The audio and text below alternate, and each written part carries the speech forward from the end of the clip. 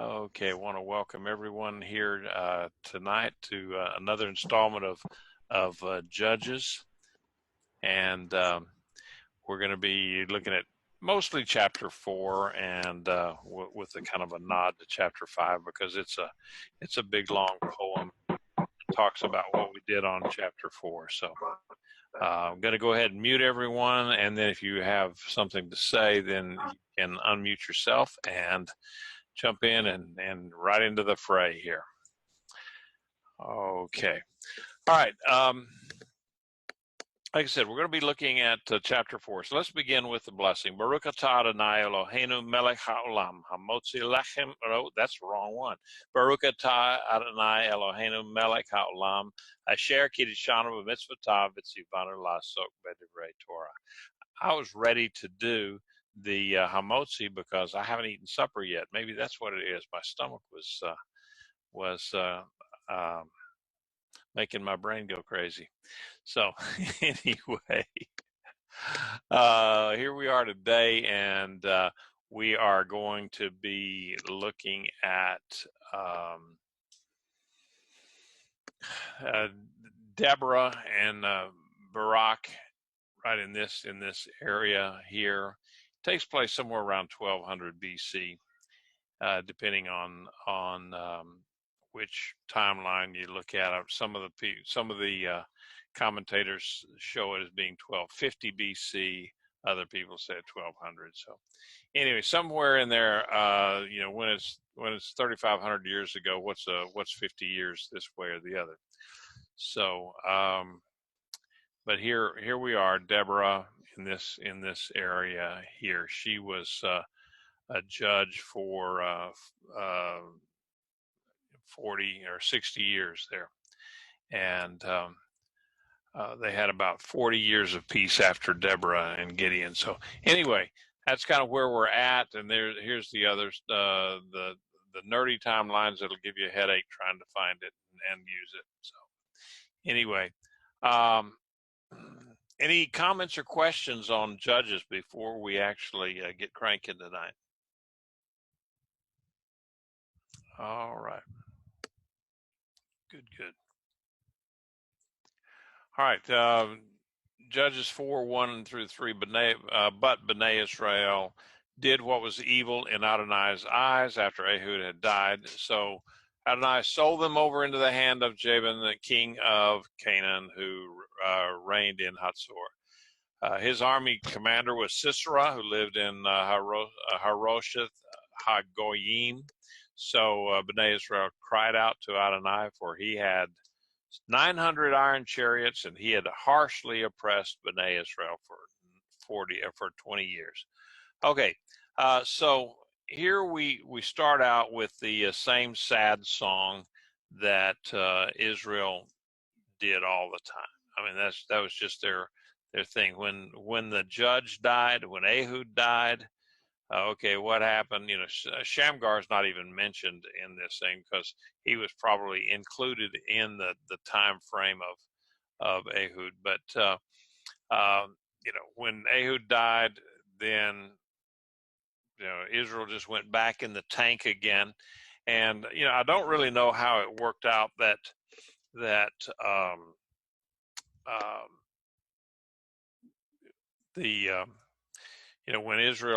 when it talks about Israel, doing what was wrong in God's eyes, if all of Israel was doing that, or if it was just tribes, since each one of the judges came from a tribe and never really judged all of Israel.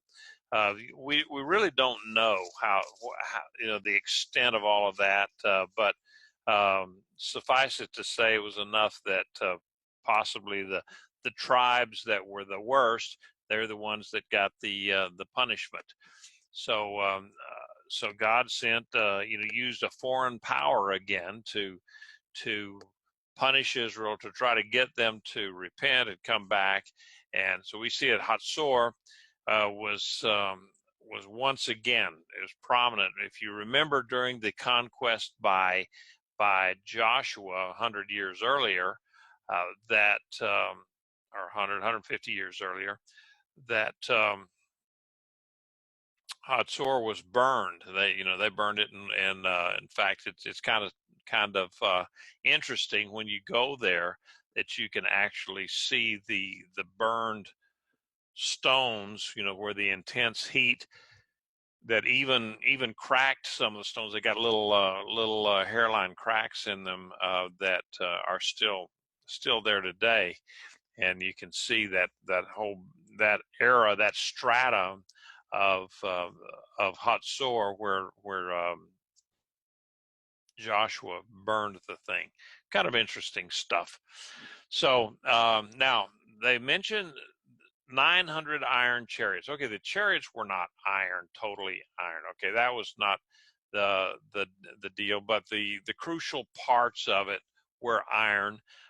Possibly the wheels were iron. Maybe the hubs were iron, and however that whatever that looked like, it was enough that the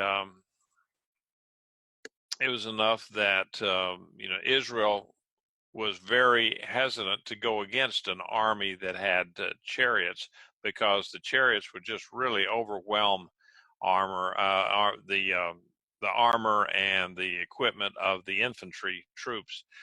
And so there were a few times in history where infantries were able to defeat chariots, but it was through ruse, and it wasn't just from standing up there against them and fighting, because it would have been impossible to do.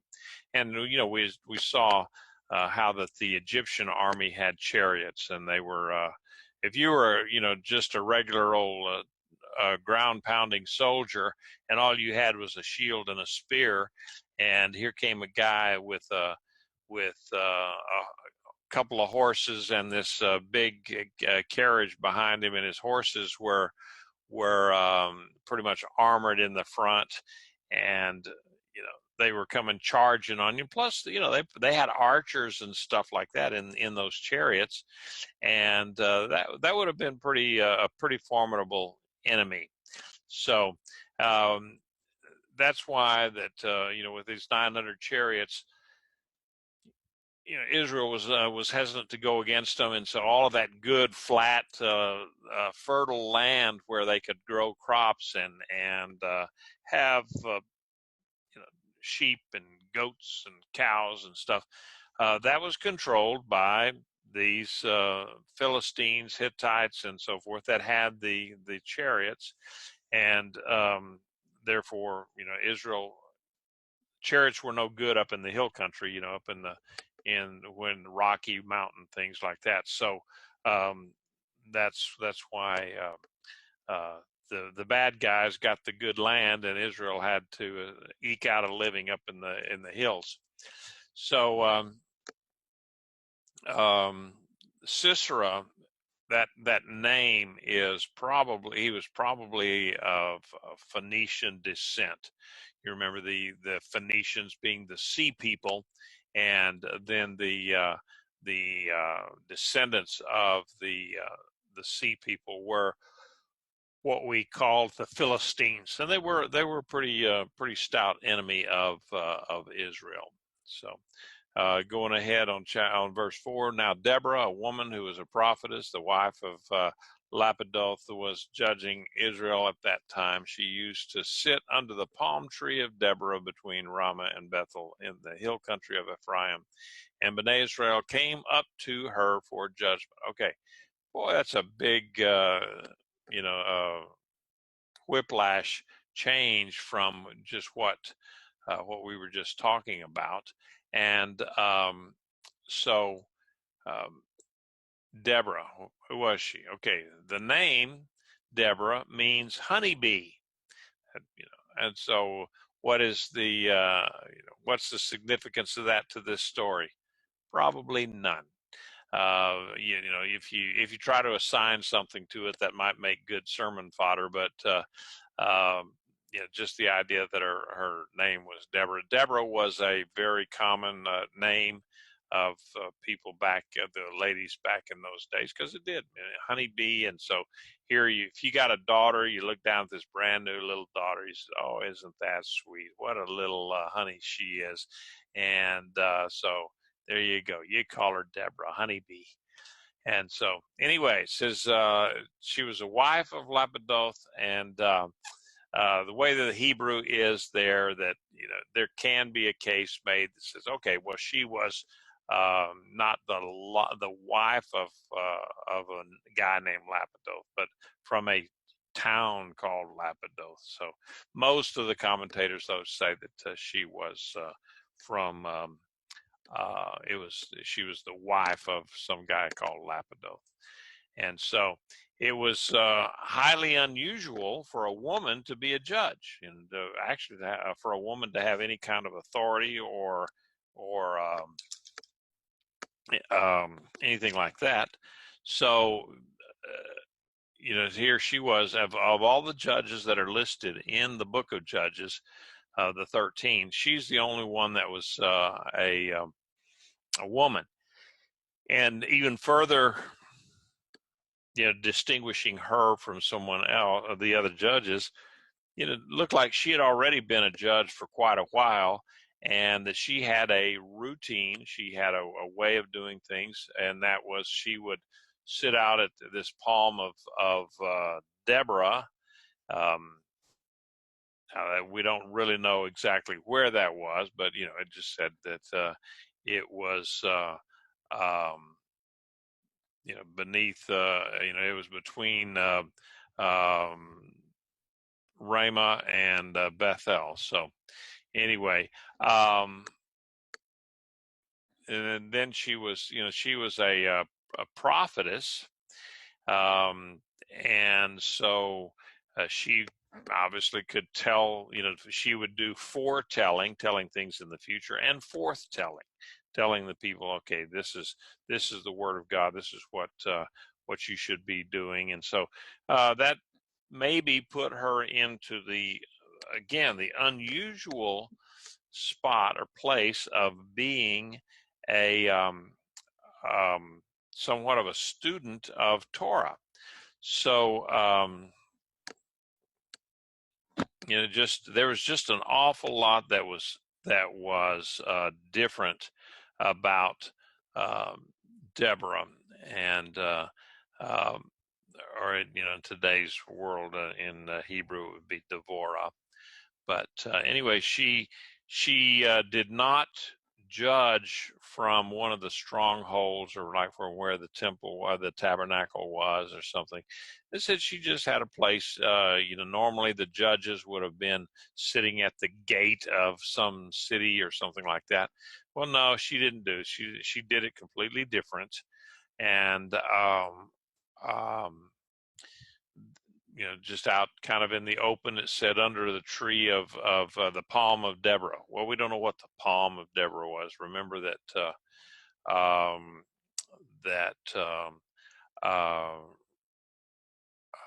Rachel, Rebecca's wife, Rebecca's nurse was Deborah, and she was buried out there in that general region. So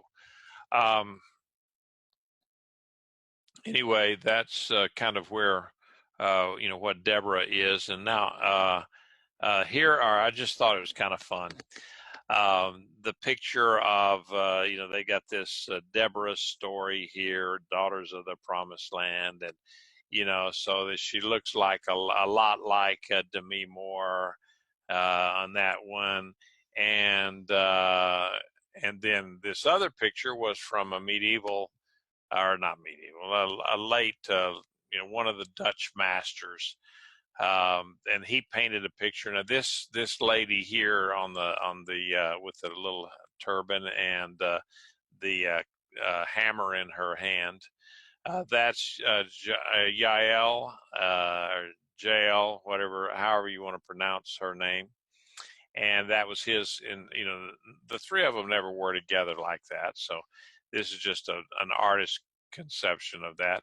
And here's a picture of the person in the middle. Now that's his rendition of Deborah. Looks like something more from the keeper of the crypt. And got her hands folded in prayer, making her very a pious lady, and so forth. And then you got poor old Barak over there in a Renaissance or before the Renaissance type suit of armor, which obviously would not have been anywhere close to what it what it would have really been.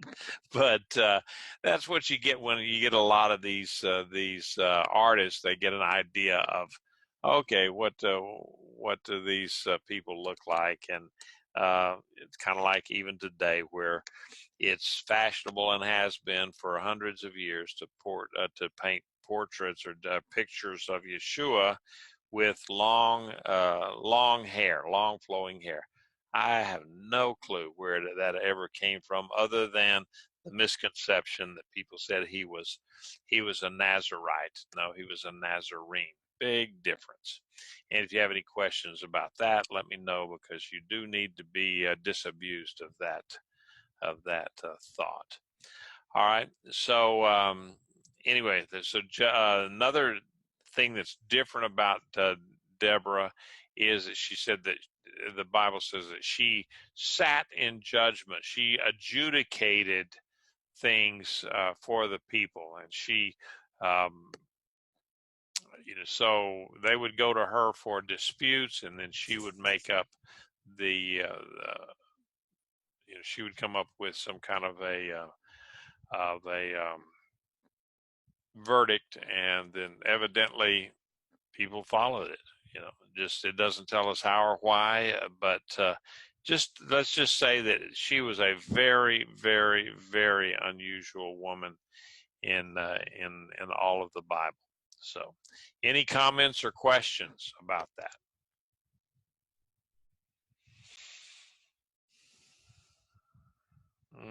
Okay.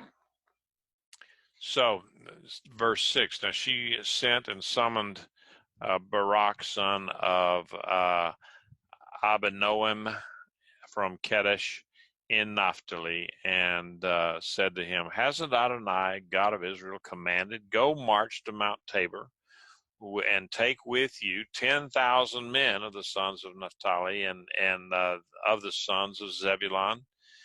Then at the Kishon Corinth I will draw out to you Sisera, the commander of Jabin's army, with his chariots and his multitude, and I will give him into your hand." So this, to me, I mean, it's kind of like the way it's written up here. Deborah is calling, the very fact that she could call Barak. Evidently, he had some kind of a reputation as a military leader or something. We don't know his history before this, but the very idea that she could call him and he would come shows the kind of authority that was vested in Deborah. I mean, it's just so unique. You really can't underestimate that, and because the idea that a woman could tell this general, if he was indeed a general, but he must have been something, because he was able to commandeer 10,000 men in short order. But it shows that she had some really a lot of authority, and people respected her. So anyway, we got Barak. His name meant lightning, and so we don't really know if that was why would he have a name like that? Because what he did was anything but lightning. It was not fast, and it was not powerful. In fact, his father's name, if I remember right, Abinoam, and his name meant the son of pleasantness.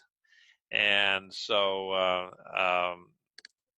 you know, who knows what the significance of all of that would have been. But anyway, I just thought that was, you know, looking up the names and figuring out, okay, what does that name mean? So anyway, Barak, he was from Kedesh in the territory of Naphtali, and again, there's, you know, all sorts of little um, thoughts back and forth as to, okay, where's Kedesh? What is that? But um, we can tell it's probably, you know, I guess the best estimate on that, it would have been just southwest of the Sea of Galilee. Now, there had to be in this thing. The Lord told Barak to go to the Kishon torrent, and that's where the, you know, evidently there was an area down there with the Kishon River that was pretty, you know, it was fast, rapid water, you know, white water stuff, and he says, and I'll draw Sisera out to you. Now, we know that, you know, if they're going to fight these guys in chariots, they're going to have some kind of a strategy with that. So anyway, it said God would draw Sisera out. Now, let me ask you a question. Can you hear background noise of the TV that's going on with my granddaughter watching a movie in the next room? Anybody want to you know, unmute yourself and just let me know? No, I'm not hearing anything. Okay. All right, good enough. We'll just leave it at that, and I'll try not to get too distracted by her movies. All right, now let's go ahead with. I've got some maps here. Now this Kedesh Naphtali, or Kedesh in Naphtali, this is over here just southwest of the Sea of Galilee. And then up here is Hatzor, and this is where that king was, the Jabin, and Jabin is probably a title, kind of like Pharaoh was a title. So the king of Hatzor, he lived up here, but he controlled a lot of this area, and still he had a lot of influence. This was a major thoroughfare through here. It went through the mountains and so forth. So, and his general was over here at on the west side of Israel, and so basically they controlled this this river here that flowed into the sea. Issachar was known that tribe was known to be traders, those who merchants, and they needed access to the sea for their goods and trade and so forth. So they were being denied all of that because that this area and the river was controlled by the Sisera and his troops, and so they were very, very much oppressed by the regime of Hatzor through Sisera, and so they couldn't trade like they would like to, and would have had to take other routes like land routes and so forth to get to any kind of a seaport and so forth. So anyhow, and then right here is Mount Tabor. All right, and so yeah, and Mount Tabor is still kind of impressive today when you drive by. You know, you're just driving by in this plain area. You know, it's kind of flat land in a way. You look over there and it's sort of bloop, there's just this little big you know, mountain right there in the middle of it. So, but this kind of gives you an idea. Here's the Kishon River coming across here, and right here, then I think is where they actually got together and drew Sisera from here over to where the battle was, because the Israelites were Ephraim and Zebulun and Naphtali were up here on this mountain, and so I'm getting ahead of myself with the story, but yeah, there's Mount Tabor, okay, and I'm not real sure if that picture there is enhanced, because it sure looks green, but at times of the year Israel is green. It just depends. All right, and this plain out here was where they were trying to draw Sisera out into. All right, so any questions or comments so far? Okay. Going along in verse 8, but Barak said to her, if you're going with me, then I will go. Surely, you know, I will go with you. And she said, however, or he said, but if you don't go with me, I won't go. So she said, surely I will go with you. And however, no honor will be yours on the way that you are about to go, for Adonai will sell Sisera into the hand of the woman. And so Deborah rose and went with Barak to Kadesh, and then Barak summoned Zebulun and Naphtali together to Kadesh, and 10,000 men marched after him, and Deborah went up with him. So we don't know how long that took, if it was days, weeks, or months, but anyway, in the story, it flows pretty quickly. All right. Now we don't know the motivation behind Barak's hesitation. That's really open to speculation, and um, some of the commentators they say, well, maybe he was just timid, that he just but timidity in a general, yeah, surely. That you see that we've seen timid generals in our own army before.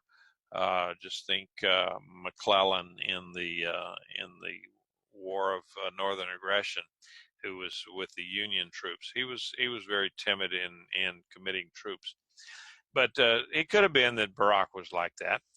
But other commentators will say, well, maybe it was that Barak was just wanting to make sure before he went into battle that the Lord was going to be on his side, or he was going to be on the Lord's side, or whatever, that he was, they try to ascribe to him some piety that he wanted to make sure he was in God's will before he went to battle and risk the troops.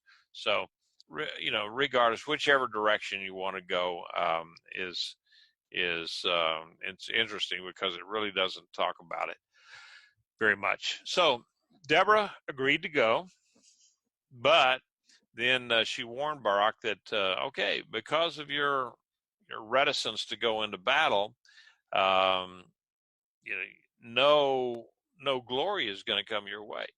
It's just that's one of the things. You're not going to come back with the wreath on your head and everybody, the ticker tape parade and all that kind of stuff. No, the glory for this battle and delivering Sisera is going to come at the hand of a woman.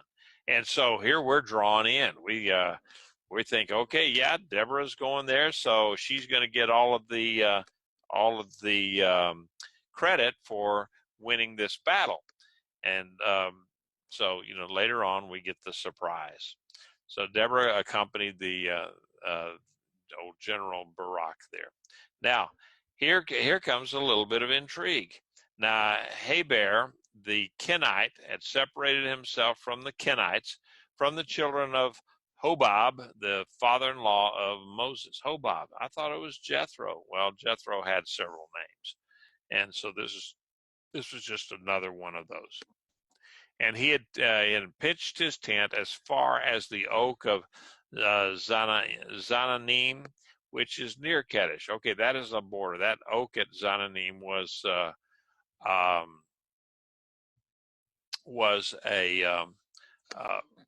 border marker in those days.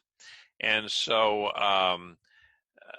he went and told, evidently, again, speculation, was he a spy for Naphtali and Zebulun, or was he a traitor to Naphtali and Zebulun?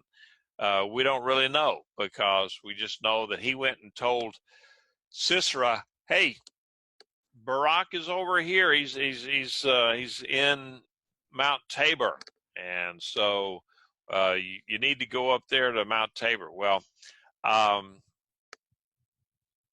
Sisera, he got all of his troops. It took his entire army and all of his chariots and so forth. So he would have had the charioteers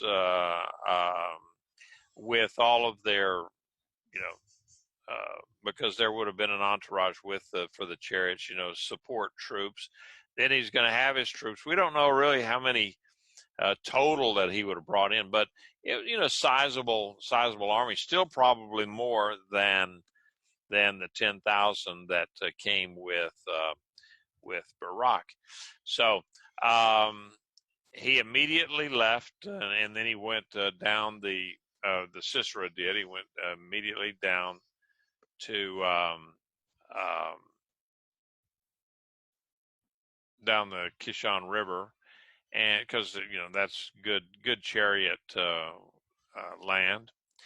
Now we know that this guy Heber, I don't know if we were in doing this in French, maybe he would be Heber. I don't know, but they'd kind of separated themselves from Jethro and all of the Midianites, and they settled with Israel. They became part of the mixed crowd there with Israel. And but at this point, though, he had kind of allied himself with Jabin, because hey, Jabin was the guy that was in charge. That he had the gold, and the guy with the gold rules. That's the golden rule in those days. He who has the gold rules, and so he acted like as an informant or a spy. Just take your pick. But he told the end result was the same, that he told Sisera where Barak's army was, and again, that worked right into God's plan. So, comments, questions? All right, 14. Then Deborah said to Barak, "Arise, for this is the day in which Adonai will deliver Sisera into your hand. Has Adonai not gone out before you?" So Barak came down from the mountain with 10,000 men following him. Adonai threw Sisera and all his chariots and all his army into confusion before Barak with the edge of the sword. And then Sisera got down from his chariot, fled away on foot. Barak pursued the chariots and the army as far as Harosheth Hagoyim. The whole army of Sisera fell by the sword. Not one was left. Okay, so here we got some. Here you go. I've got a battle plan here, and how that all worked out. You got the river here, where they'd come along the river, and so then you got. Let me go ahead and get these numbers up here, because we know that then a sudden. Let me start here with number one. There's and you can see them. Okay, let me do it. Let's see it this way. Number one, God's army attacked. Barak led the charge down from Mount Tabor to occupy the open, marshy lowlands to the west of Kishon River. Okay, you can see that they're coming down from Mount Tabor. Okay, and this land over here was kind of mushy anyway, but typical of the charioteer, people with chariots. They needed water for their horses, and so they tried to stay pretty close to the pretty close to some source of water. Okay, and so the Canaanites, they deploy for battle as the I don't know if you can read that on your screens or not, but the Canaanites deploy for battle as the Israelites approach, their chariots positioned in front to deal with the main blow, backed up by the large bodies of infantry. All right, so one of the things that that happens here, okay, and we'll go, there's a sudden rainstorm. All right, now this is not shown in chapter 4. This shows up in chapter 5 in the Song of Deborah and Barak, and it talks about how that God sent this storm. And you know what, how storms and already soft ground is, well, it gets muddier, and chariots do not do well in muddy ground. In fact, it pretty much defeats them. And so then number 4 here, the Israelite warriors surge forward and attack the chariots with sword, spear, and javelin. The foot soldiers have the advantage in this close quarters fight. All right, and then the down here, the Canaanite general rushes to the aid of his embattled chariot force. Then Deborah and the troops were able to defeat Sisera's force. Now, then number 6, the Canaanites are pursued from the field. Some are caught struggling to cross the river and killed. Others scattered and are chased for some time. In fact, they chased them all the way back to their headquarters. All right, and then finally Sisera flees. Now, see the view that we've got here. We're looking south from Mount Tabor. We're looking south, and that red arrow shows, you know, that they'd come down from Mount Tabor, kind of. So we're kind of looking a little bit southeast. And so Sisera himself takes off on foot and heads over, and you know, as things would have it, what does he find? He finds the camp of Heber, the spy, you know, informant, whatever. And so, you know, he figures, okay, well, maybe I can find a hiding place here with Heber's camp. All right, so we went all through those things. Okay, now let me see if there's anything in there that the Canaanite infantry, they didn't expect to take the brunt of this fight. They were not really effective in moving forward because they really weren't ready for it. They were not looking for this lightning attack that Israel, or that Naphtali and Zebulun launched against these guys. So maybe the name of Barak was a little bit appropriate. But anyway, they fled, and the Israelites killed a lot of them right there at the river, and then they chased them all the way back to the west to their headquarters at Haroseth Hagoyim. And so anyway, Sisera, he takes off the other direction. It says that Barak, though, he chased after all of the chariots, these guys that were retreating. He was directing the Israeli troops against Sisera's troops as they were fleeing west, and it just kind of a mopping up operation.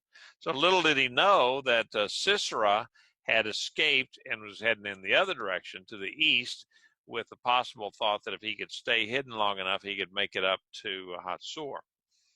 So anyway, that's kind of how that worked out. Anybody got a question about the the battle plan and how that worked out. Okay, it may be a little bit nerdy for a lot of people on looking at battle plans and so forth, but I thought it was kind of interesting. Anyway, verse 17. Let me get down to that. Meanwhile, Sisera fled on foot to the tent of Jael, the wife of Heber the Kenite, for there was peace between King Jabin of Hasor and the house of Heber the Kenite. So Jael went out to meet Sisera and said to him, "Turn aside, my lord, turn aside to me, don't be afraid." So he turned aside to her tent, and she covered him with a blanket. He's in her tent, woman's tent. Nobody's going to go in there. But just to also ensure even more, she covered him up, kind of hiding him. And so, of course, he's been running for his life for maybe a day or two. He's hot, he's sweaty, he's thirsty. He says, "So give me a little bit to drink, a little water to drink, because I'm thirsty." And so she opened a skin of milk and made him drink some and covered him. All right. So I tried my best to find some kind of a ooh wow thing about give me. He wanted water, so she gave him some milk instead, and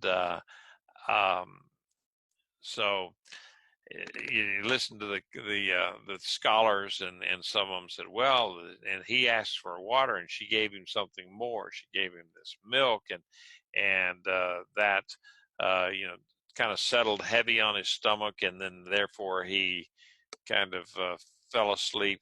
Some of the Jewish scholars, the old from back in the antiquity, said, well, she gave him milk that was somehow laced, or was bad milk, and that put him down, put him to sleep. And the Bible doesn't say anything like that. It says she opened a skin of milk and made him drink some, and covered him. So since Heber had betrayed his allies and joined the Canaanites, maybe Sisera assumed that he would find shelter there. Now, I did find a couple of pictures. This is the area. This is the place where Barak and his troops. This is up on Mount Tabor. This is where they camped. Okay, their camp was up here, and there were also other fortifications and stuff. So there really wasn't any fort from Barak, because his would have been just a real lightning operation, not a siege operation. So he would have been just camping out there, and then they would come storming down the mountain. And then here again is this plain at a different time of the year than what we were looking at before. They've already plowed the ground. This would be probably during the winter time, where they had not planted anything yet, and or it could be during the hot, dry summer where there's no rain. But anyway, you can see it's all flat land, and where Sisera would have really said, yeah, we can take these guys on this flat land, but it didn't work out that way for them. All right.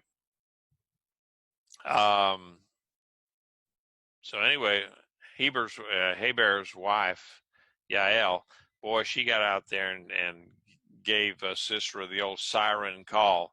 And so in his mind, okay, this guy was an ally. I can find some peace here. And so he said to her, stand at the entrance of the tent, and if anyone comes and asks you, saying, is there a man here? Then you will say, there's no one. And then Jael, Heber's wife, took a tent pin, and got a hammer in her hand, and approached him stealthily, and drove the pin into his temple until it pierced through into the ground, for he was exhausted and a deep sleep. So he died.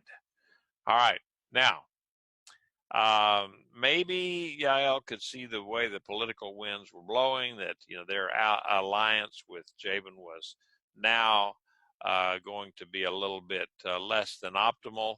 especially since her husband could possibly have been perceived as spying for Jabin and um, working toward the demise of the Israelite armies. And so she kind of like the lady there in Jericho that you know, she was the innkeeper, prostitute, whatever, could see the way that things were going to go. Rahab was her name, and so she decided, oh, well, I'm going to pitch my lot with these Israelites because they're going to win. So maybe we don't really know why she took the action that she did. Maybe she didn't agree with her husband's actions against Israel. We don't know. But she didn't have to waste any time with some big plan thought out and everything like that. She just used what she had in mind at hand. She looked there. His Sisera, he's zonked. He's out of it. And so she's looking around and said, okay, what can I find? And aha, there's a tent peg that I used to close the flap of the tent in the evening. I'll just use that. So she picks up the tent peg and finds a hammer and